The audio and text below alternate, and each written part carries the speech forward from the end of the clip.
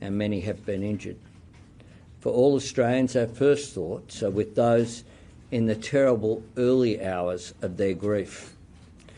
We are also thinking of everyone being treated for their injuries, and many of whom are alive right now because of the courage and quick action of the New South Wales Police and the first responders who rushed to their aid, as well as the courage of everyday Australians who, without hesitating, put themselves in danger in order to keep their fellow Australians safe. We have seen Australians today run towards danger in order to help others. These Australians are heroes, and their bravery has saved lives. As Prime Minister, I say on behalf of all Australians to the Jewish community, we stand with you, we embrace you, and we reaffirm tonight that you have every right to be proud of who you are and what you believe. You have the right to worship and study and live and work in peace and safety, and you enrich us as a nation. You should never have to endure the loss that you have suffered today. You should never know the fear that you know tonight. We will dedicate every resource required to making sure you are safe and protected. You are Australian, and all Australians are with you today and every day. My fellow Australians, I say tonight that there are nights that tear at our nation's soul. In this moment of darkness, we must be each other's light. Hold on to the true character of the country that we love. Australia is stronger than the cowards who attacked innocent people today. Australia is braver than those who seek to make us afraid. Australia will never submit to division, violence or hatred. We will see justice done, and we will come through this together. I'd ask Acting Deputy Commissioner Ryan to make some comments, and then Director General Burgess. Thank you, Prime Minister. Firstly, our thoughts go out to the families and communities that have been affected by this senseless attack today.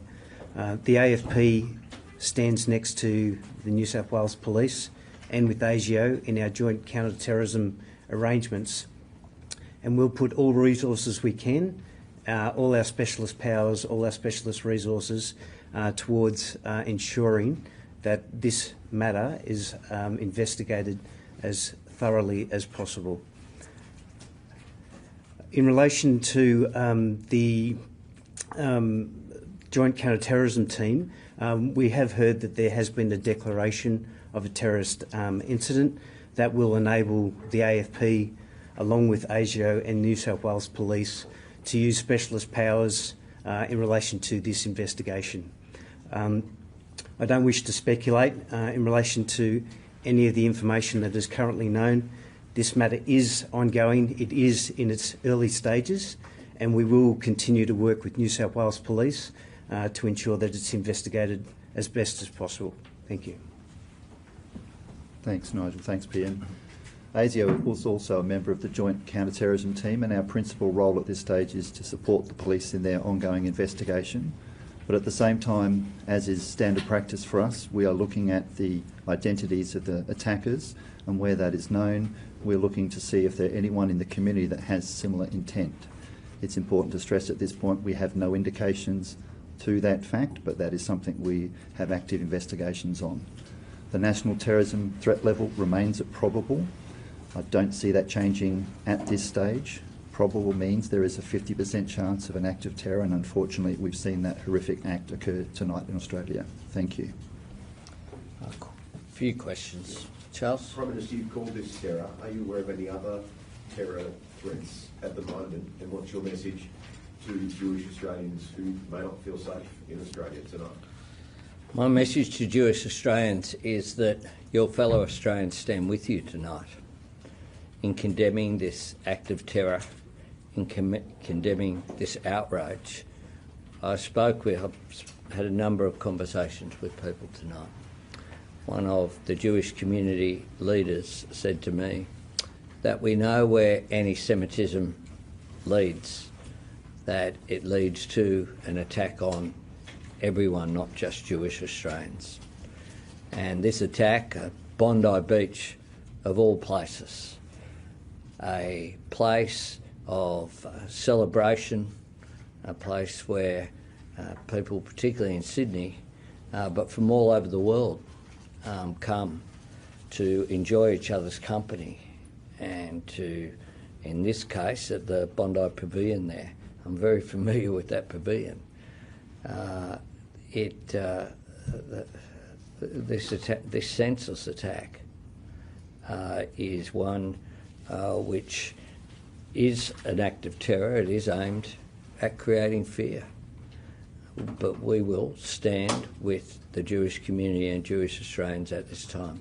Prime Minister, in light of this attack, is the government going to move on any of the recommendations in the Special Envoy's report on anti-Semitism in Australia? Yeah, we're continuing to work on all of those issues, including one of the things that you'll see is a request that had previously been made to be included in additional funding for security as well.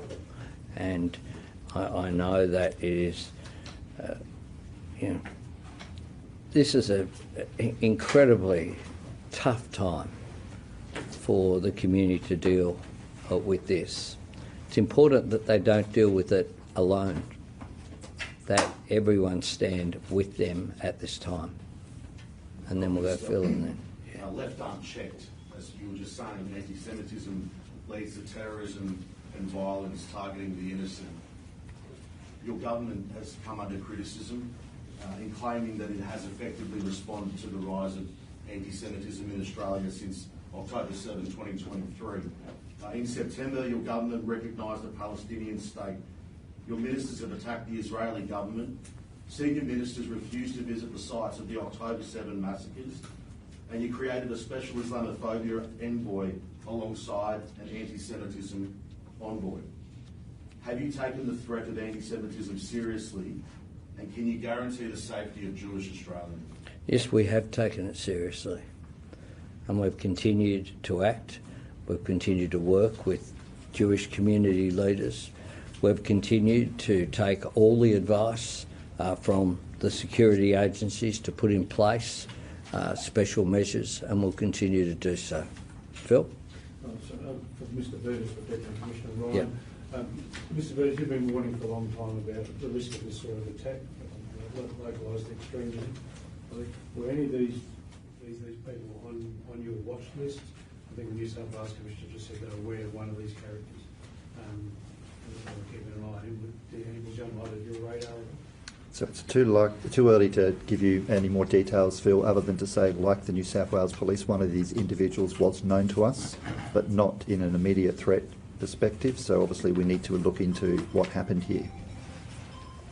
Mr Burgess, you mentioned that the chance of another attack is probable, 50%. I'm just wondering, how does that mean that there is still a 1 in 2 chance of a follow-up attack? And does Asia or the other security agencies take more precautions now that you've seen such a devastating attack? So national terrorism threat level of probable means there's a 50% chance, so 1 in 2. Of course, that doesn't mean to say there's a connection to an immediate attack following this one. That is subject to our ongoing investigation. We have no indications that that is the concern at this stage, but of course we will work 24/7 along with our police colleagues to make sure that is the case. Mr Burgess, given that the events earlier today, why can you expand on the decision to leave the terrorist threat level at probable, and do you envisage that you will have further conversations about potentially adjusting the terrorism threat level in the coming days? The national terrorism threat level is under constant review. One incident by itself does not necessarily raise the threat level at a national level, but we keep that under constant review. Thank you.